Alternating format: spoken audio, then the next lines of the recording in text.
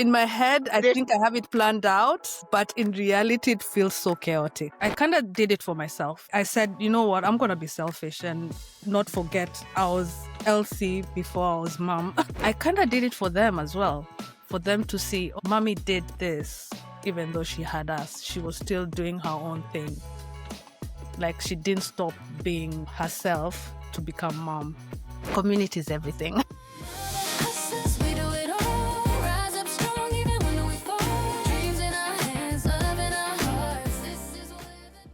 Welcome to Baby Bump and Business, the podcast for creative moms growing a baby and a brand at the same time. I'm your host, B. Troford Wilson, photographer, educator, and first-time mom, sharing the real unfiltered journey of pregnancy, entrepreneurship, and everything in between. Each week, I'll be joined by a fellow creative mom to talk about the beauty, the burnout, and the balance of it all. So let's get into it. Today's guest is Elsie. Elsie is a Kenyan-British photographer based in London, UK.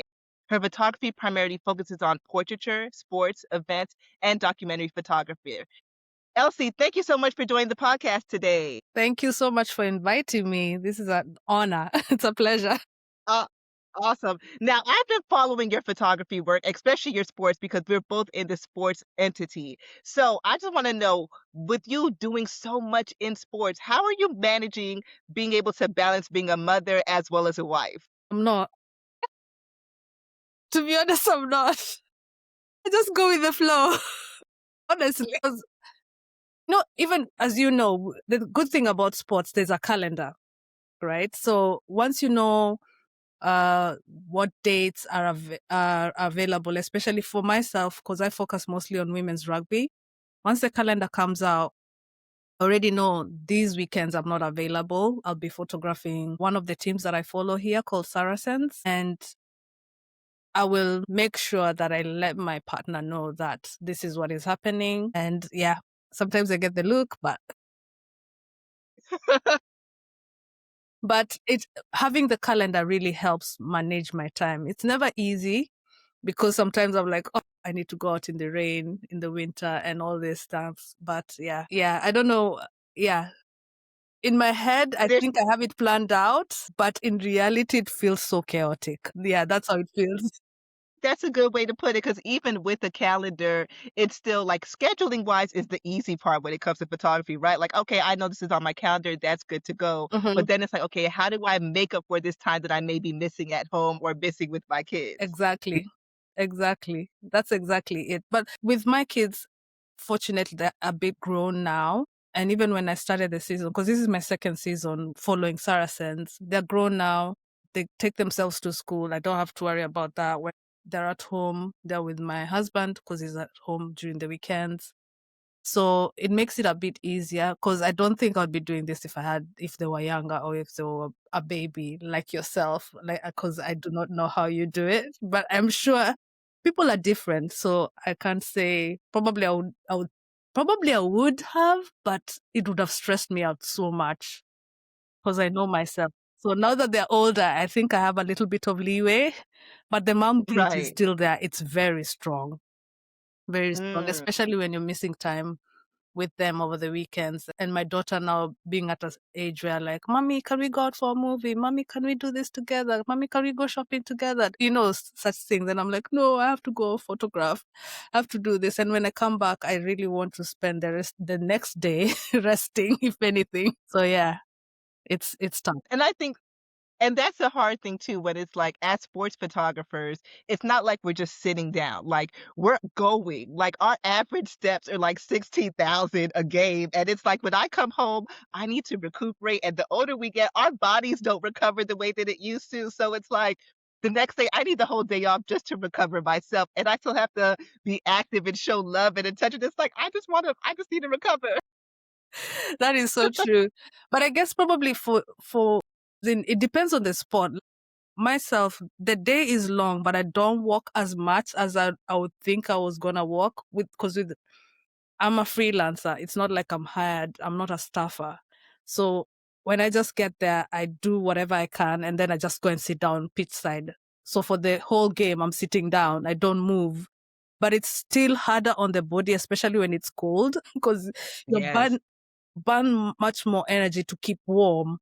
And these are the things I'm realizing now. I'm like, why am I so exhausted? And then when I get back into the press room, I'm hot because my body is trying to get warm quicker because the room has heating. And then I want to fuel, so I eat a lot of sugar, which is really not good because that's what my body is craving.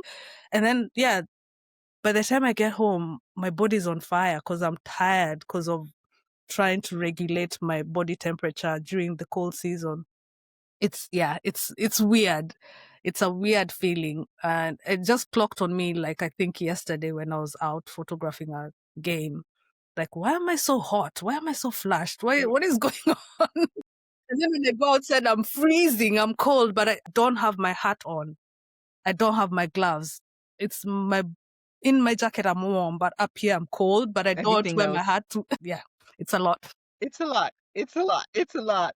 So let's take it back a little bit. So I know that when you started your university for photography, it's kind of when your motherhood journey began. So can you tell us a little bit about that?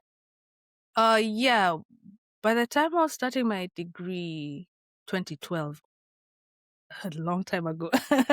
My son at the time was 2. Yeah, and I was still working. So I was juggling motherhood, being a job, and going to uni. And it was tough. It was really tough because I had to negotiate working part-time, in a sense that the days I'm at uni, luckily because it was a part-time course, I only had 1 day in uni.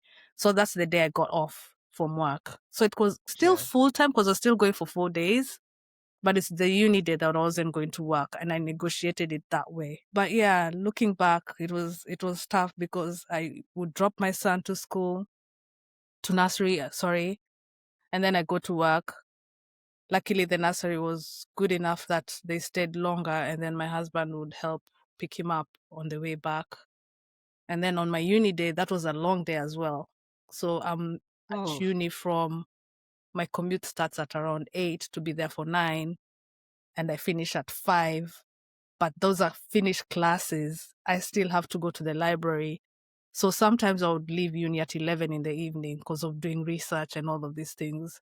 And when I have a paper, or yeah, when I was writing papers, I would spend like nights, because the library at one point was 24 hours. So I'd spend the time in the library just doing my work. But I avoided doing that during the week. I would do that probably sometimes over the weekend. Not every time, but sometimes over the weekend. So it was tough. And then by the time I was finishing my second year, in the summer, I had my daughter because I was pregnant with my daughter in my second year. So it worked out that I gave birth in the summer. And I almost stopped, but I was like, if I stop now, I'm not going back. I'm not going back. So I gave birth to her. I had her in July. So I had the whole of July, the whole of August, the whole of September, because uni starts in October. Even though people think it starts in September, September is almost like orientation, freshers and all of that. But right. actual classes start in October. So by then she was 3 months, but I was still struggling because I still was breastfeeding her. And this is when I realized, even though uni is full of young people, they forget they have mature students. And at one point, my boobs were so full. I was looking for a place to pump. And I was like, the security people were telling me, go to the toilet. And I was like, no, can I have a room? I looked everywhere in campus. Even I went to the nurses station. They didn't have anywhere for me to pump. I can't even remember where I ended up. But I Wow. pumped and I had to pour the milk out because imagine, I didn't have anywhere to store it. So I just wanted to relieve myself. And yeah, it was one of the most painful memories of being a mom while studying. Mm, Even remembering that now, yeah, it felt a certain way. And I couldn't like complain so much because by then she was going to be weaning and everything. And I was kind of like a lone wolf. Not everybody is pregnant at uni, but it made me aware of certain things that establishments don't have when it comes to mature students who probably are of age to be moms and all of this, to cater for them. But yeah, so that was it was a difficult season, but I still enjoyed it. I'm glad that I I'm glad that I went through it. I'm glad that I didn't give up. I'm glad that I continued until I finished my degree. So, but it took longer than expected because it was a 4-year course, but I ended up finishing it in 5 years. Gotcha, gotcha. Now, what was the thing okay, now having I have a lot of questions. It's fine. Let me just narrow down one because my mind's just going crazy. So, being in university with having going through pregnancy and then delivering and then continuing after that, that's not easy to do at all. Mm-mm. At all, you know? And so what was the thing that pushed you and kept you going forward with pursuing your goals and your dreams? Because, oftentimes we're always told, like, as when you become mother, sometimes we're told as, like, your other titles go away, your dreams kind of fade to the back, Mhm. but you were able to still push through with the goal that you had set for yourself. How were you able to do that? Uh, At the time, I didn't know it. It's only later on reflection. I kind of did it for myself. I said, you know what, I'm going to be selfish and not forget I was Elsie before I was mom. Because going to uni was an itch I needed to scratch. So I wanted to finish it. I wanted to push myself, challenge myself. And I didn't care about, okay, I cared.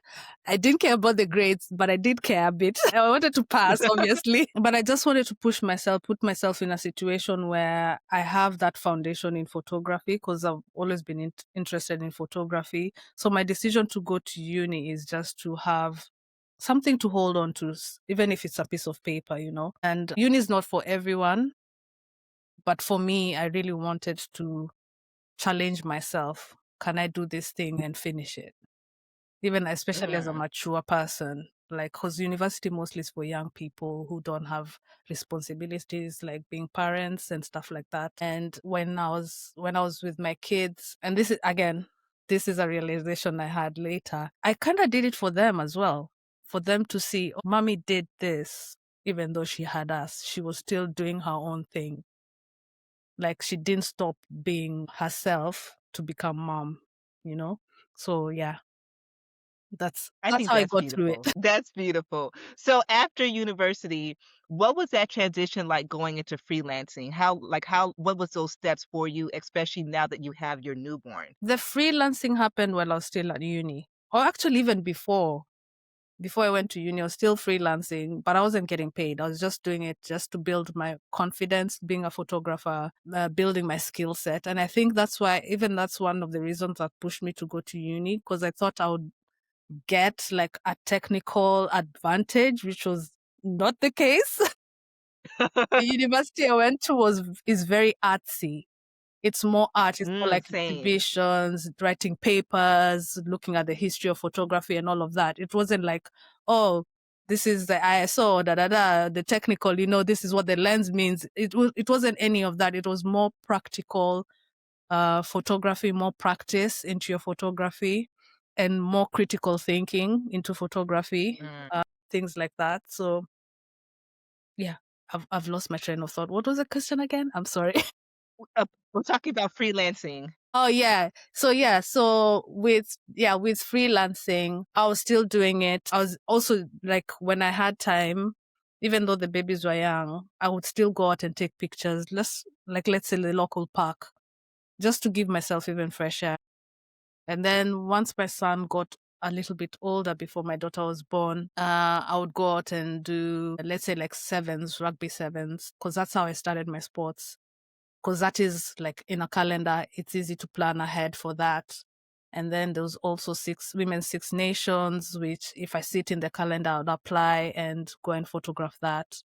So I did it like that, more for myself, not to get paid or anything, just building that portfolio, building my skill set as a photographer in general, not a sports photographer. And other events, like I used to do movie premieres where if I got access, I used to do like press work, like on the streets if there's like a protest and all of these things, of which those two I stopped doing because it wasn't for me anymore.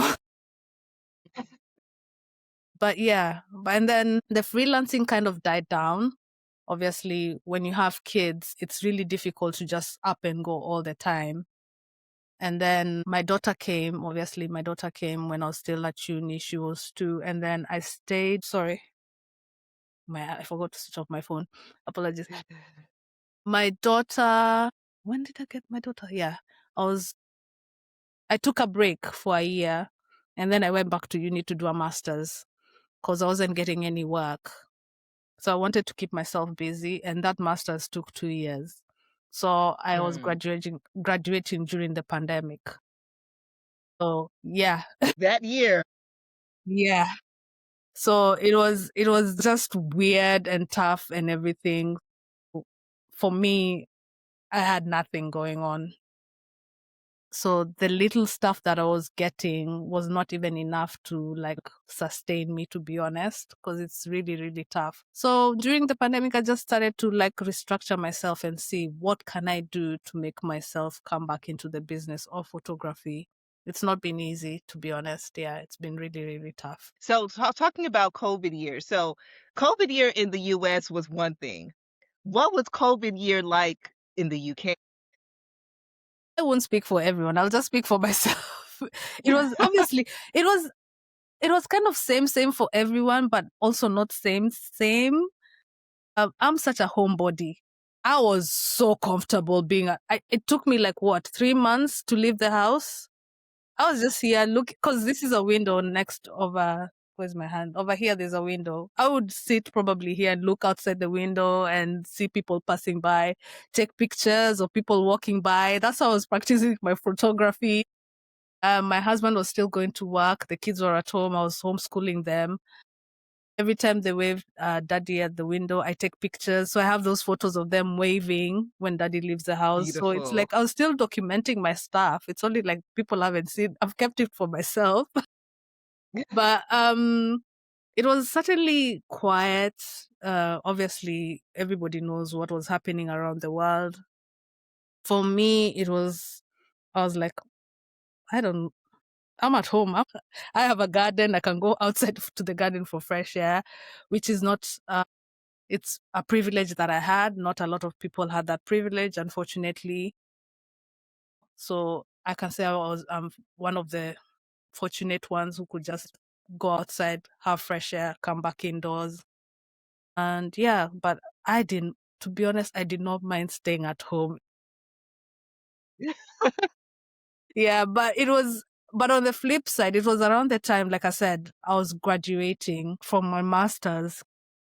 I was kind of, I won't lie, I was pissed because I wanted to have another degree show and I never got that. We never got that. And it Mm. was stressful in the sense that the lead up to graduating, even my lecturer saw I was struggling and they're like, do you want to defer? I was like, no, I'm not deferring another degree.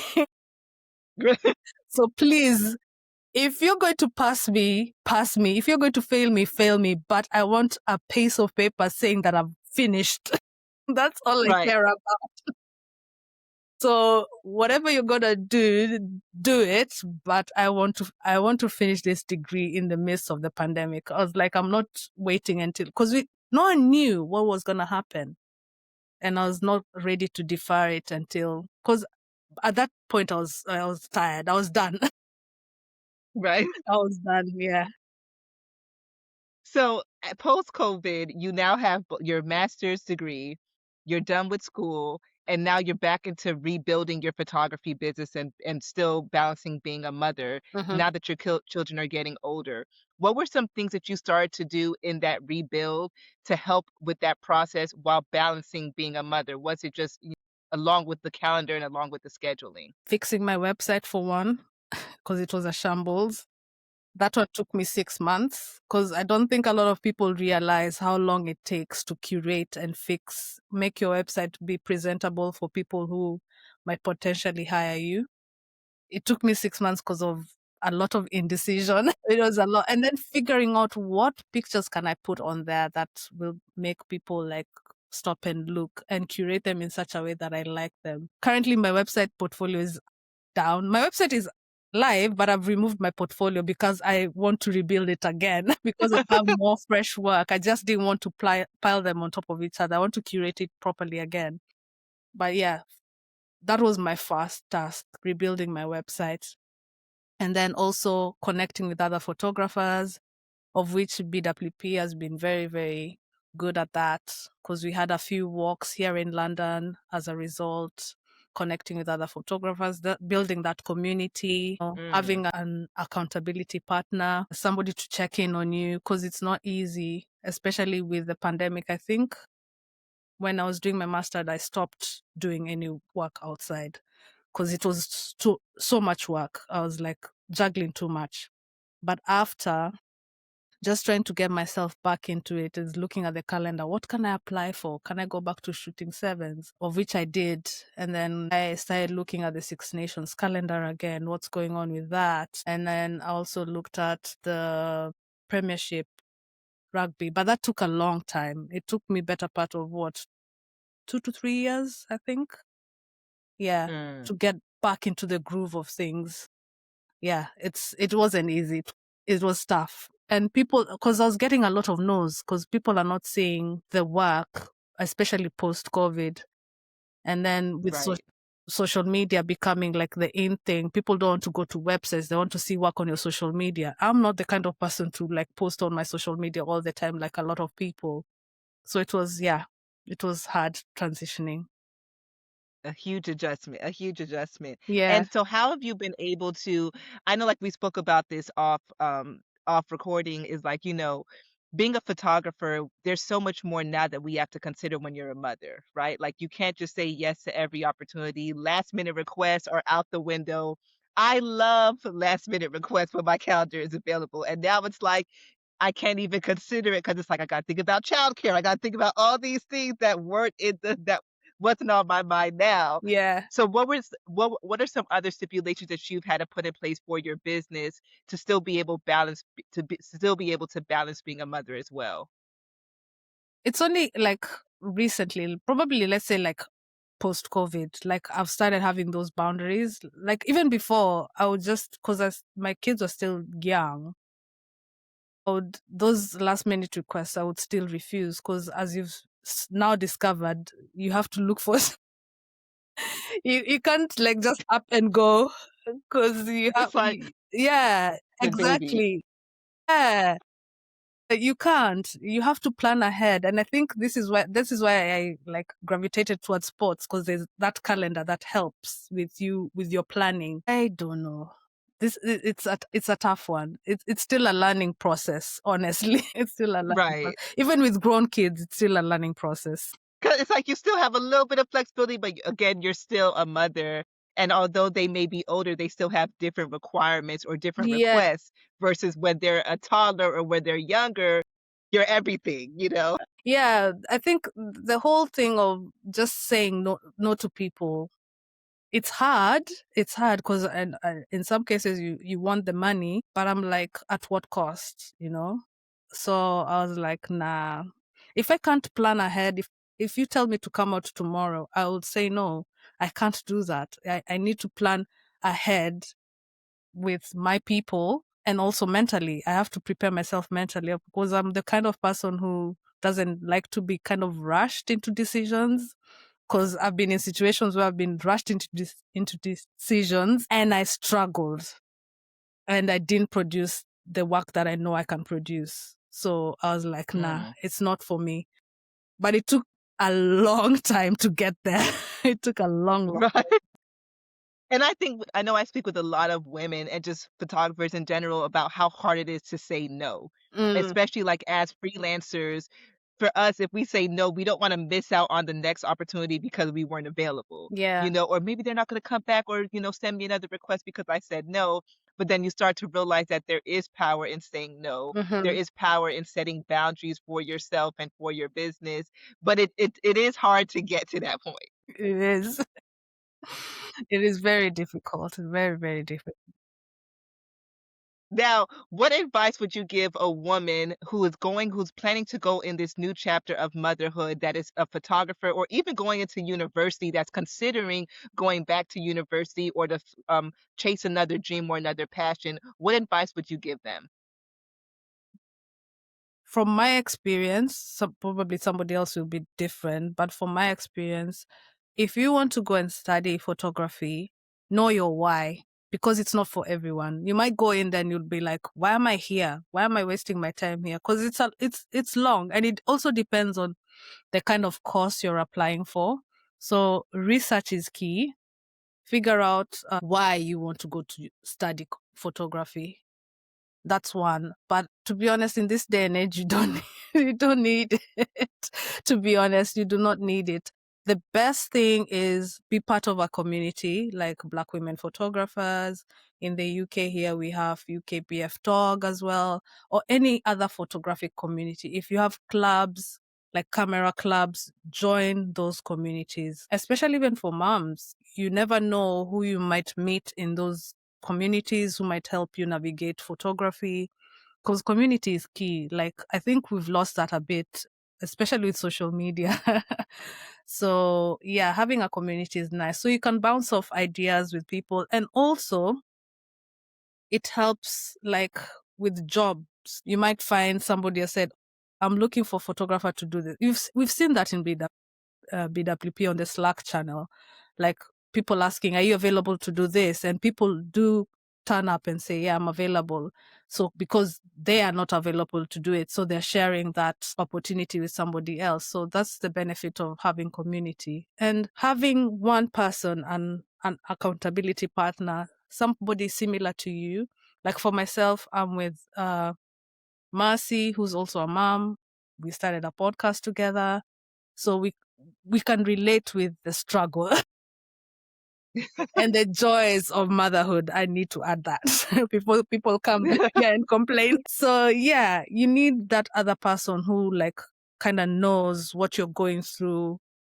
And when you're seeking advice, they can tell you, yeah, this works, this doesn't work. When you just want a moan, you want to complain about something, you can reach out to them and you don't feel as guilty, when you're talking about motherhood and the challenges that come with it.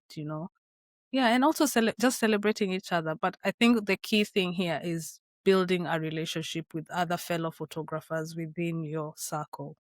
That's what I would advise somebody to do. I think that's great advice, especially like you said, like in this new season for me of motherhood, being able to have other mothers. Like I have two friends that had children the same month that I did. Mm-hmm. So we're constantly talking like, are you going through this? Are you feeling this way? I'm losing my mind. Like, Mm-hmm. did your husband do the? And it's like being able to have community, it helps you mentally, it helps you emotionally, but also even having like that accountability in business because at having someone that understands what you're going through, but is also Mm. in a similar industry as you, they can see what you see, but they could also give you more advice because they may have more experience in that field as well. And I think, like you said, I feel social media and COVID has kind of ruined community in a way where it's like we're As now inching back to like, no, we still need gatherings. We still need to be able to talk, and we still need a place to vent and just to be ourselves mm. outside of just being a worker or only seeing each other when we're working together, if that makes sense. Exactly. And it doesn't have to be like even photography related, like even if your circle of communities photography, like I like when I see BWP members just come together and have dinner or go out for a coffee. As in they don't have to go out and take pictures, just having that Right. moment to sit down and just commune and talk.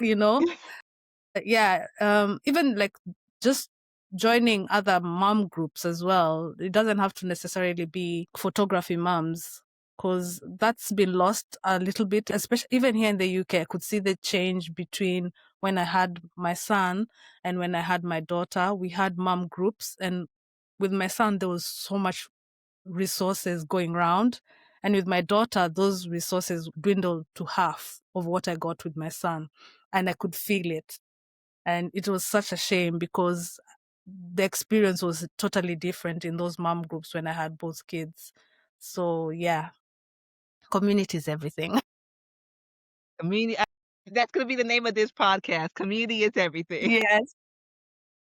Awesome, awesome. Well, Esley, thank you so much for your time. Thank you so much for your wisdom and just being able to share your experience with us. I know for me, has helped me, and I know another creative mom is going to learn from this as well.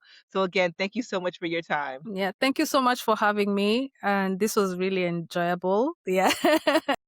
And it's nice meeting you as well.